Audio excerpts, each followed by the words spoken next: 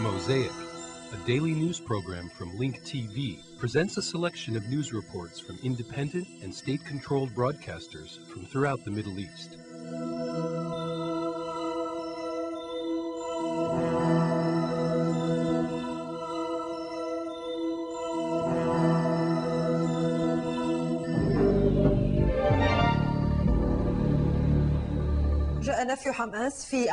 Hamas denied allegations made by a spokesman for the Jordanian government announcing that Jordanian security forces found missiles, explosives, and weapons in a hideout facility belonging to Hamas.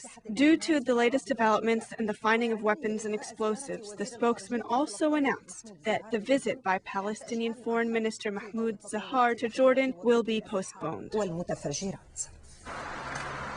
A Jordanian surprise announcement led to the cancellation of a visit by the Palestinian Foreign Minister Mahmoud Zahar to the capital Amman. The surprise came when the Jordanian government announced that it found weapons and explosive devices allegedly brought to Jordan by members of Hamas. The government's statement also accused Hamas of surveying vital Jordanian institutions. No doubt, this is a surprise. I personally have a hard time believing the story that Hamas is involved in smuggling weapons or hiding them in Jordan. I find it hard to believe that Hamas is monitoring targets in Jordan in order to perhaps carry out operations there. I have been following the Hamas movement since its inception. Hamas has never carried out any operation outside the borders of historical Palestine.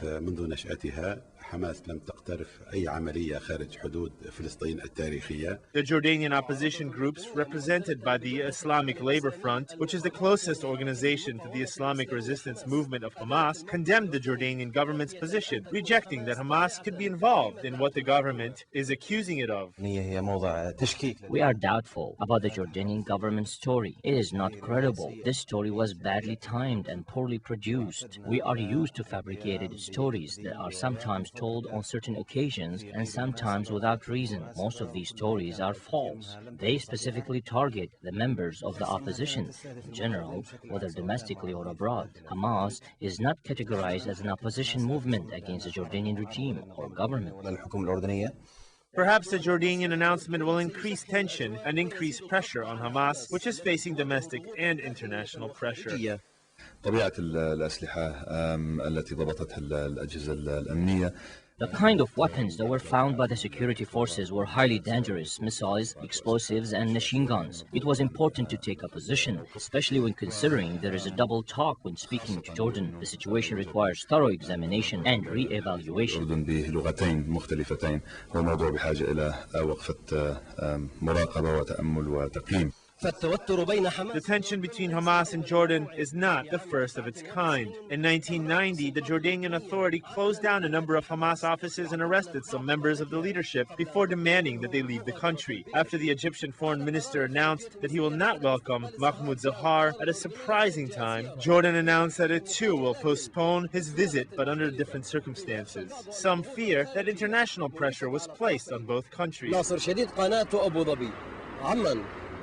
ومن عمان ينضم إلينا مباشرة الكاتب والمحلل السياسي فهد خيطان.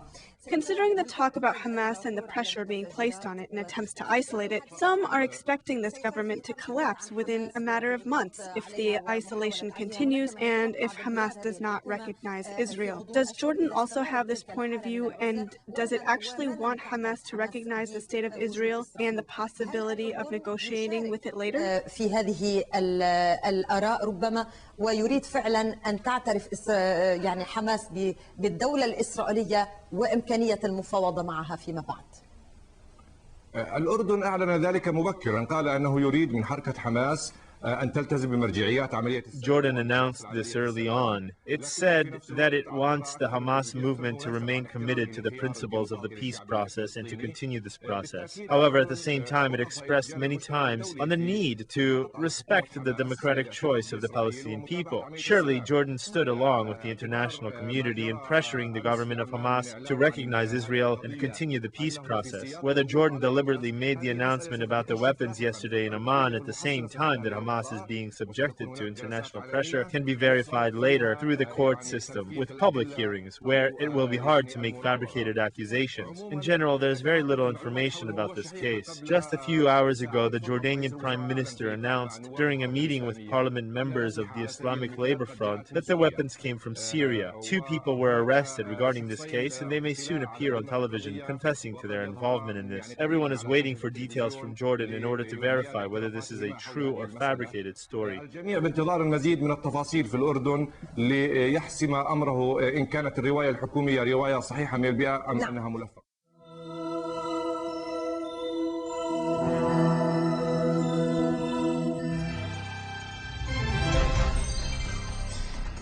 Amidst international fear that Iran, which is the 4th largest oil-producing country in the world, may use oil as a weapon by cutting off oil exports and closing the Straits of Hormuz, oil prices in London and New York reached a new record high of $73 a barrel.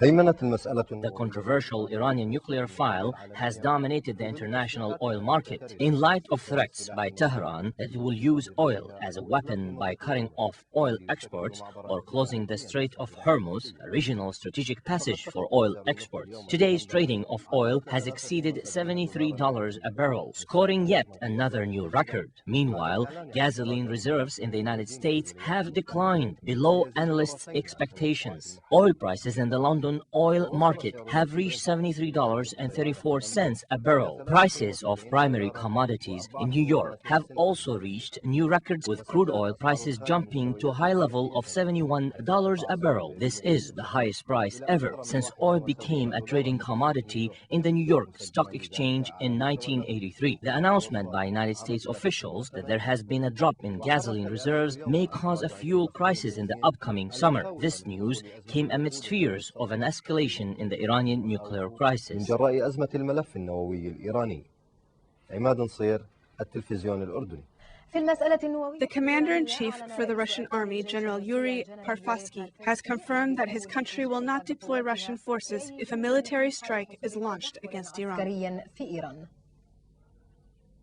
The controversy over the Iranian nuclear program is still dominating the world stage. The British Prime Minister Tony Blair ruled out a military strike against Tehran. Meanwhile, the British Foreign Minister Jack Straw doubted that Iran will comply with the United Nations Security Council resolutions by the given deadline, which is April 28, 2006. According to observers, the end of this cutoff period will most likely mark the beginning of a showdown between the West and Iran. The United Nations has instructed the International Atomic Energy Agency to present the Security Council with a report on Iran's compliance with a United Nations resolution demanding Tehran to suspend its uranium enrichment program. The International Atomic Energy Agency must report back to the Security Council on April 28, 2006. Straw's comments came during a meeting for the permanent members of the Security Council and Germany in Moscow. Meanwhile, the Russian Foreign Minister Sergei Lavrov confirmed that the purpose of the Moscow meeting was not to make any final decision on the Iranian nuclear file. He added that a final decision is expected by the end of April 2006.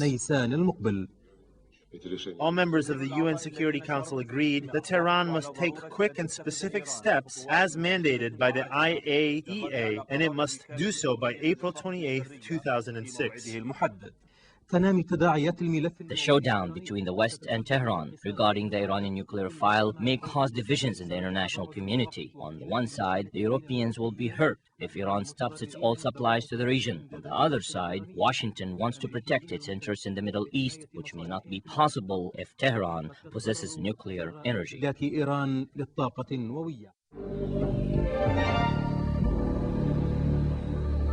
تجري ألمانيا والدول الخمس دائمة العضوية في مجلس الأمن غدا مباحثات في موسكو. Germany and the 5 permanent members at the UN Security Council will hold talks in Moscow about the Iranian nuclear file. Later, Canada, Italy, and Japan are supposed to join the meeting. These talks come as the head of the Iranian Expediency Council, Hashemi Rafsanjani, issued a press release saying that his country will continue enriching uranium for civilian purposes. During his visit to Kuwait, Rafsanjani said that Tehran is ready to face any military attack, warning of the dreadful consequences that such an attack will cause.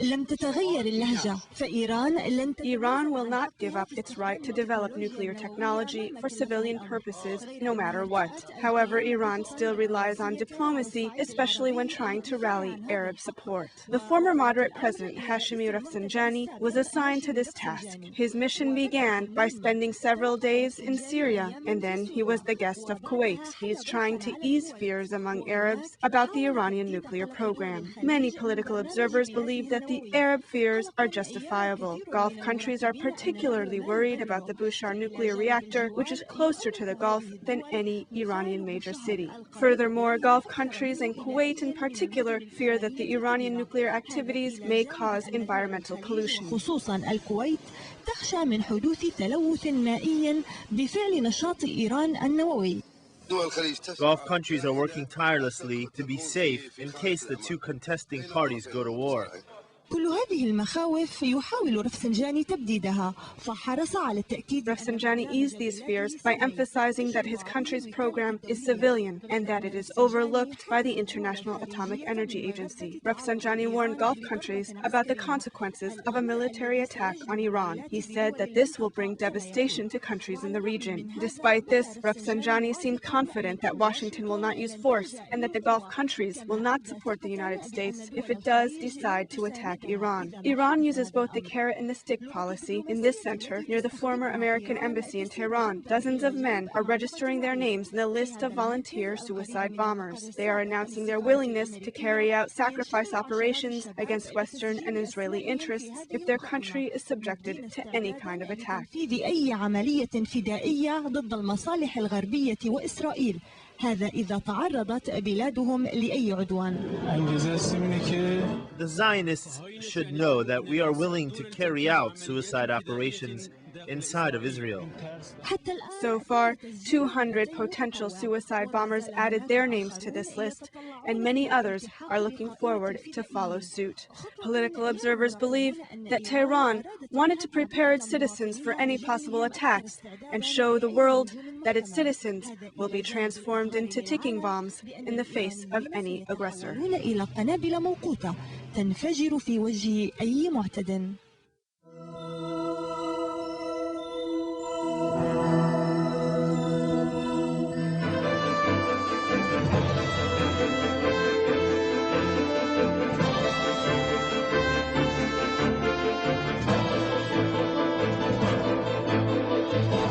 An Iranian terror group today announced that it is appealing to Muslims with British citizenship to execute suicide bombing attacks against Israelis.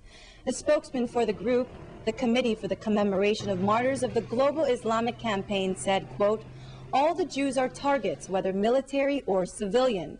It's our land and they are in the wrong place." The group claims independence from the Iranian regime, although it is widely acknowledged that it receives strong support from Tehran.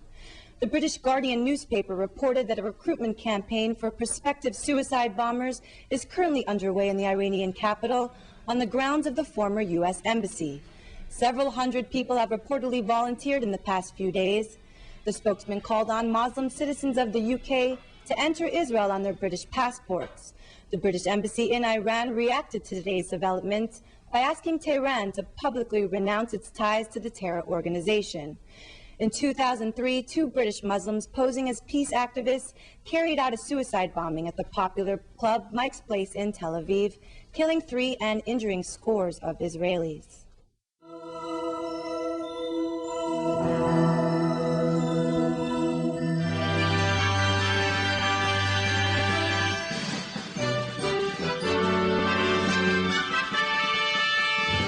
The Iraqi army confirmed that it has restored calm to the streets of Al-Athamiyah after 2 days of violence. The city is now under full control by the Iraqi security forces. In a phone call with the Iraqi News Network, Army General Jawad al-Dakhini has confirmed that the security situation is back to normal in the city of Al-Athamiyah after the Iraqi army moved in and regained control there. In another development, 3 bombs exploded in Baghdad, martyring and injuring dozens of Iraqis. Bloodshed and violence continue to sweep through the streets of the Iraqi capital. According to an Iraqi police source, a roadside bomb targeting a residential community exploded in the area of Al-Sabbat near Baghdad, killing 7 Iraqis and injuring more than 20 others. The victims were transferred to local hospitals. The terrorists targeted a coffee shop and a restaurant. The explosion took place at 10 a.m. We rushed to the scene and gathered victims' flesh and body parts. There were no police officers at the scene. In another development, a roadside bomb exploded near a military vehicle belonging to the multinational forces, injuring 1 person and damaging a nearby car. Moreover, 15 people were found dead in various areas near Baghdad. 12 bodies of those victims were discovered in the area of Al-Durra. It is believed that the victims were executed after their hands had been bound. The victims work for a local public service administration. They captured and killed them. 2 of the victims were brothers. Meanwhile, the Iraqi army restored calm to the streets of the Al-Athmiya after clashes erupted there for 2 consecutive days. According to sources affiliated with the Iraqi Ministries of Defense and Interior, clashes erupted between terrorists and units of the Iraqi army. The municipality of Al-Athmiya is under the administration and control of the Iraqi army, not the Iraqi Mughawir or hit squad forces. The terrorists claim that units of the Mughawir forces were deployed in Al-Athmiya. Having said that, their main objective was to stir sectarian strife among local residents there. At 7:30 a.m., a number of terrorists struck near the Omar bin Abdulaziz Street and the Kim area. Our security forces pursued the assailants and captured 4 of them. Calm was restored to the streets of Al-Azamiya and the traffic went back to normal in the city. Contradictory to terrorist allegations, there were no units of the public order police, the Mughawir, or government forces deployed in the area of Al-Athamiya. Some terrorists spread rumors that an armed group wearing special uniforms were about to launch a terrorist attack against targets in Al-Athamiya, creating panic and chaos among local residents. However, these terrorists were the ones who committed these crimes. They started shooting at local residents and the stores in order to create chaos in the city. The head of the Mughawir forces confirmed that the Iraqi security forces have succeeded in reducing crimes by 50% in areas west of the Iraqi capital.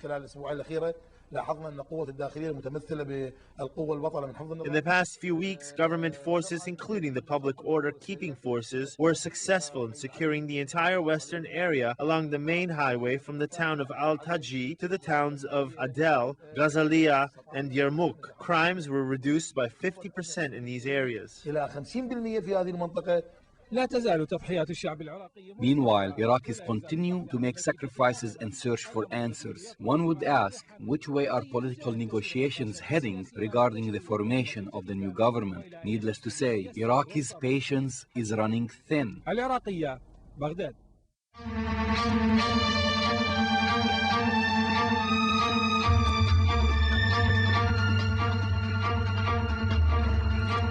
A number of Iraqi doctors and relatives held a funeral procession for Dr. Mahdi al-Musawi, who was killed by 2 bullets to the head. In their eulogies, speakers did not only shed light on the victim's life, but they addressed the campaign of targeted killings against doctors and professors. Mourners also commented on the rising numbers of doctors that intend to leave the country and immigrate abroad due to security concerns. Rafi Jabouri reports. Dr. Darb Mahdi al-Musawi, a prominent young doctor specializing in ear, nose and throat, was gunned down in his clinic. His colleagues and loved ones held a funeral procession for him. Dr. Darb al-Musawi was one of the most prominent surgeons and specialists in a Sadr Surgical Hospital. He was an expert in the field of eardrum transplants performed to cure the hearing impaired. He and Dr. Ani, one of his colleagues, pioneered in this field. However, the project is now destined to fail due to the lack of highly skilled surgeons. Dr.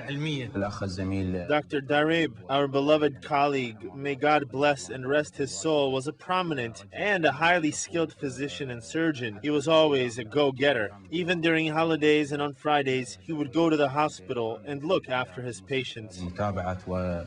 The killing of Dr. Darb Mahdi was the last episode in a series of assassination campaigns targeting Iraqi intelligentsia, especially physicians. Thousands of Iraqi doctors fearing for their lives have fled the country. More than 8,000 Iraqi doctors left the country. Some fled the country during the siege, and others left recently. 1/3 of those doctors, nearly 3,000 to 3,500, have left during the past 3 years. This is a conservative figure. Doctors and medical instructors have been the victims of targeted killings. I was taught and trained by some of those doctors. I also have some friends and colleagues who left Iraq. Iraq is in dire need for these highly skilled professionals, especially during this difficult time. Dr. Darb Mahdi was working in the Sadr hospital. He pioneered the surgical procedure of eardrum transplants. 2 bullets to the head have ended his life, depriving Iraq of his expertise and knowledge. His name was added to the list of victims who lost their lives in this campaign of targeted killings against Iraqi physicians.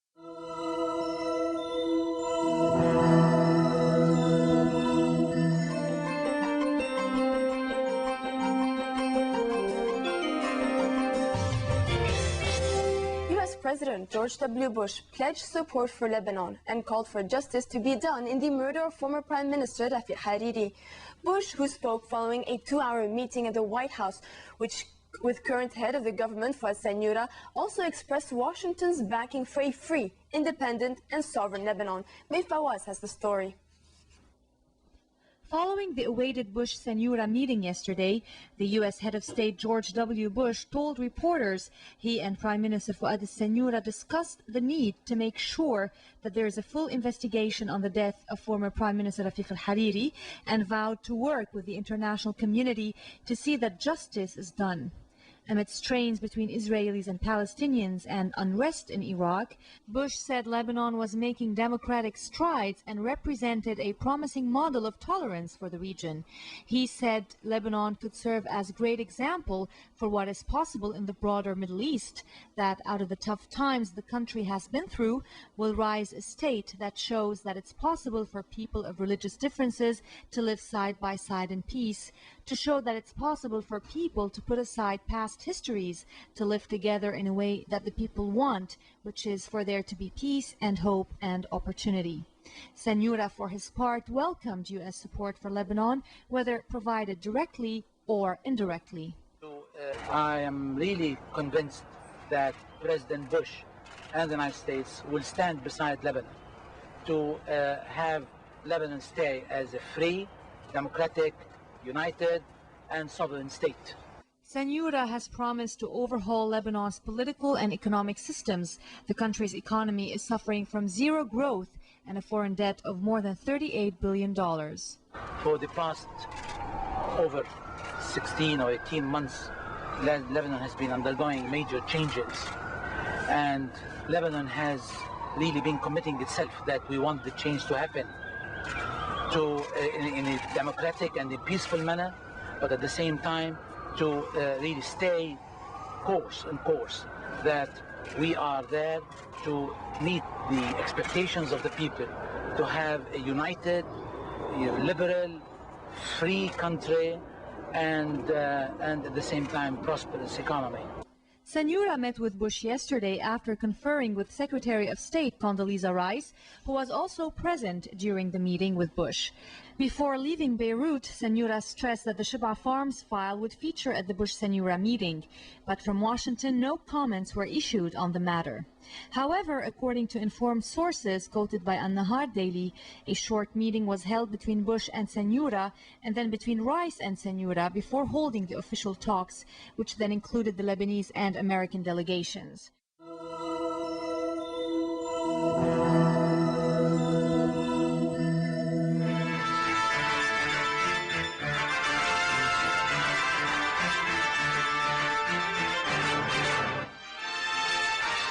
The Sudanese Ministry of Energy and Raw Materials hosted an event celebrating the grand opening of a new oil refinery in the Fulej oil field and a number of other public service facilities in the state of Alay Nile.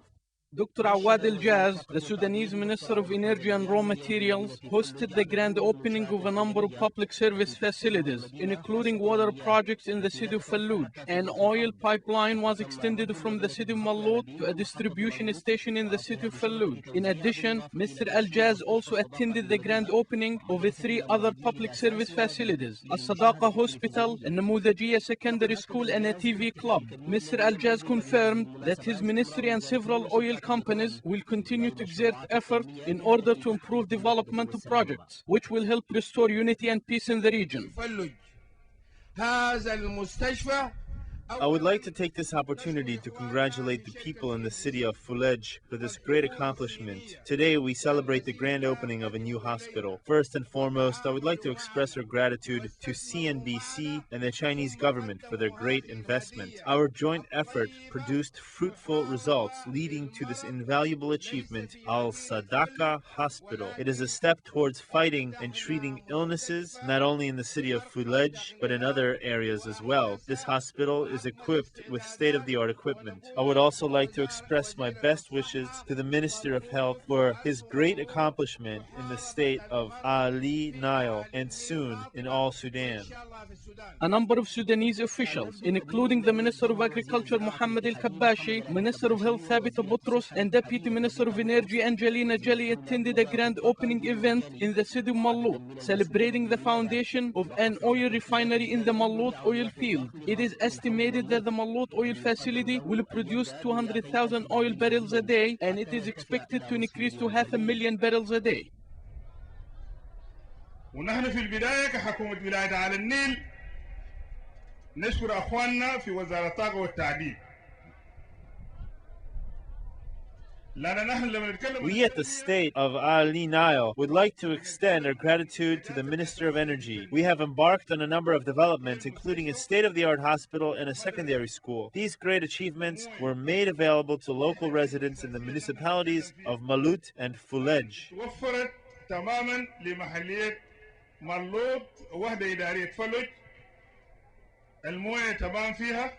The new project in the state of Ali Nile, including the establishment of an oil refinery there, is a great step towards more development in the upcoming stage, especially after Sudan begins exporting oil.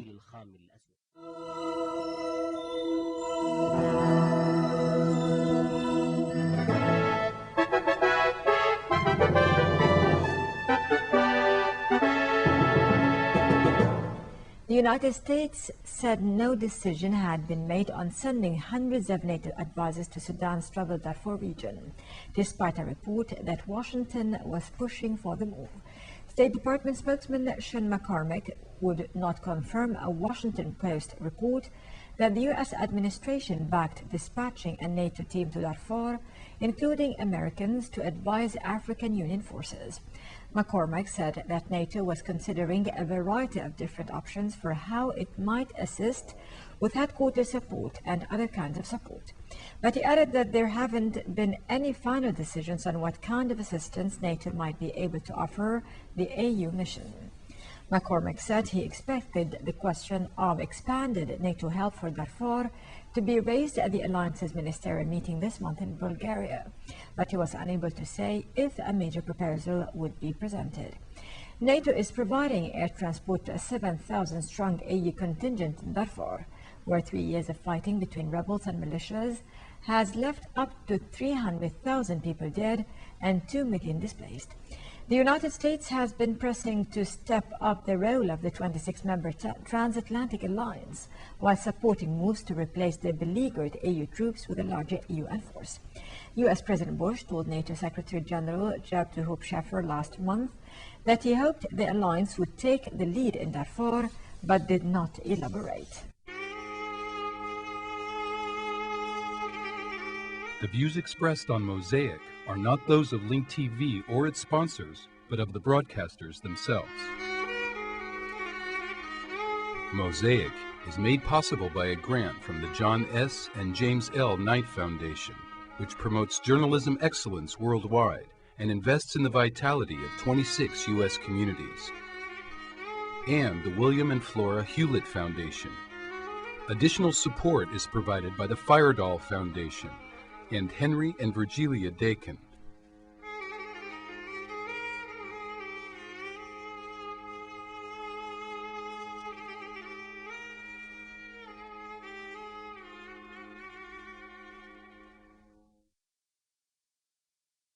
This program is brought to you by Link TV for educational and non-commercial use only. For a transcript of this program, to watch streaming video, or for instructions on how to receive Link TV in the United States, visit linktv.org.